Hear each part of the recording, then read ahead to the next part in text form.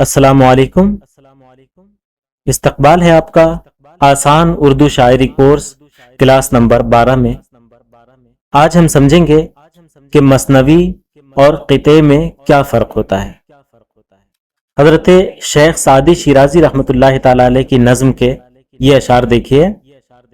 فرماتے ہیں کریمہ ببخشائے برحال ماں کہ ہستم اسیر کمند ہوا، نداریم غیر از تو فریاد رس، توی آسیاں را خطا بخش و بس، نگہ دار مارا زراہ خطا، خطا در گزارو ثوابم نما۔ اس کا وزن تو آپ سمجھ ہی گئے ہوں گے، یعنی فعول فعول فعول فعول۔ زیادہ تر شعراء مثنوی اسی وزن میں لکھتے ہیں۔ اس کی پہچان یہ ہے کہ اس طرح کی نظم جس کے ہر شعر میں الگ الگ قافیہ استعمال کیا جائے اسے مثنوی کہتے ہیں۔ جیسے کریمہ ببخشائے برحال ماں کہ ہستم اسیر کمند ہوا، ماں اور ہوا۔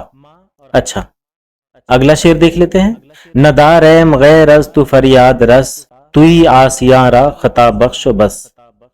اب دیکھ لیجئے، ہوا اور ماں الگ قافیے ہیں، رس اور بس الگ قافیے ہیں۔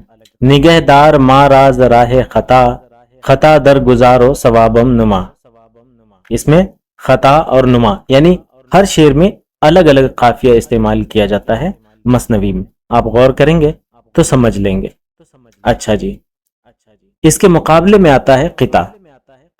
ٹھیک ہے، قطع ایسی نظم کو کہتے ہیں جس کے ہر شعر کے دوسرے مصرع کا قافیہ پوری نظم میں ایک جیسا ہو۔